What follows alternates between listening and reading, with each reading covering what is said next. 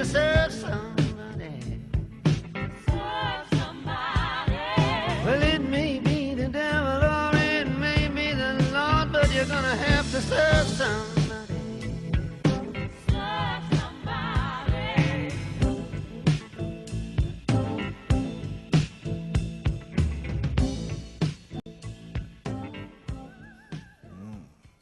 Well, I'm just so blessed to have so many people here, our staff, and so many people who volunteer to do what they do around here. I mean, it's just incredible.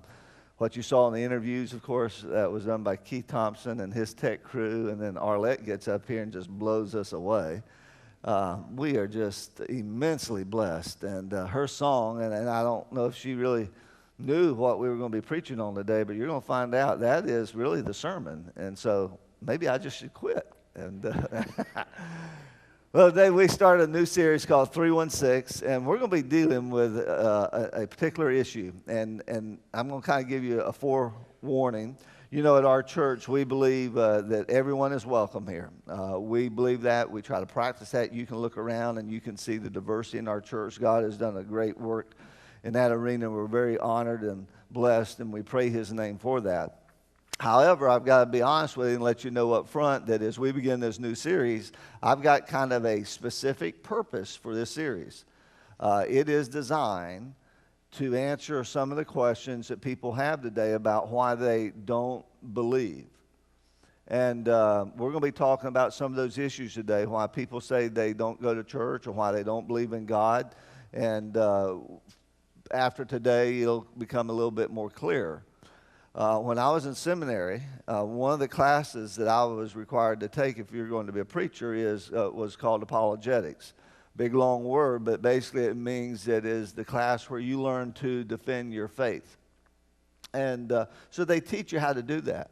And they do a pretty good job in that area. And when I graduated, I think I had somewhat a handle on that area. But I have to be honest with you that once I left seminary and really got involved in the lives of people, the real world out there, I found out they didn't answer all my questions that I was going to face. And when you come, from seminary and you think, quote, you have all the answers, you've got the Bible and you know what that's all about, and then you go out into the real world and people start asking you those real hard questions about life, and you can't find the answer. It gets a little frustrating. In fact, you go through your own personal journey, to be honest with you.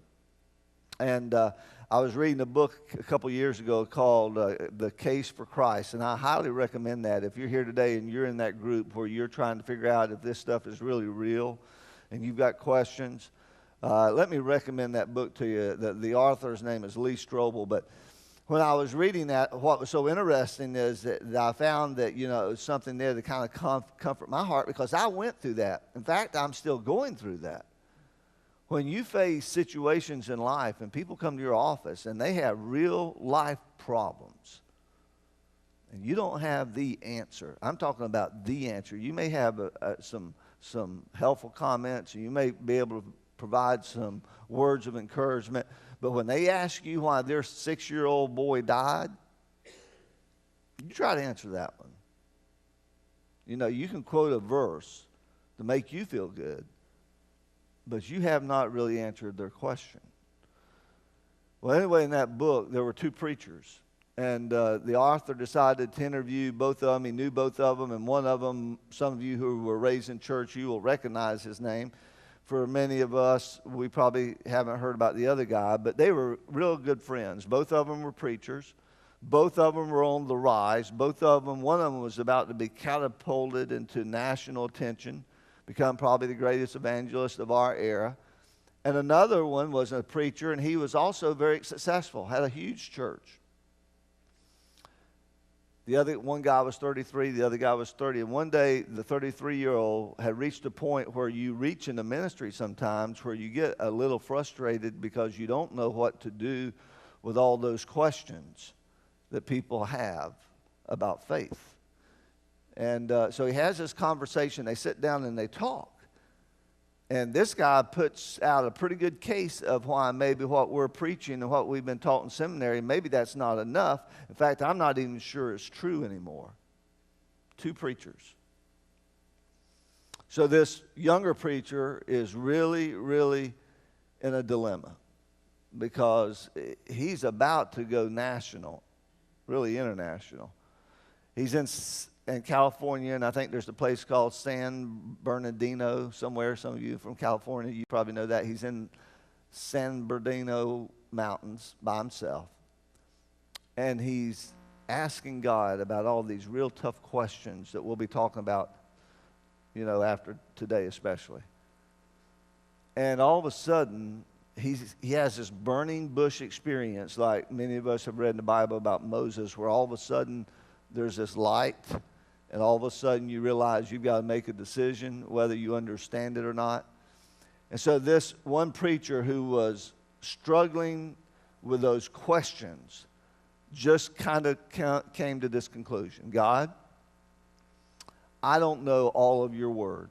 I don't even understand all of your word.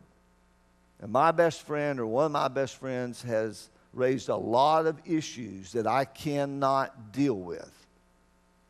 But by simple faith, today, I am going to let the Bible be the authority in my life, whether I understand it or not. He made that decision, kind of like in his closet, in a moment of secrecy. But when he made that decision, all of it kind of changed.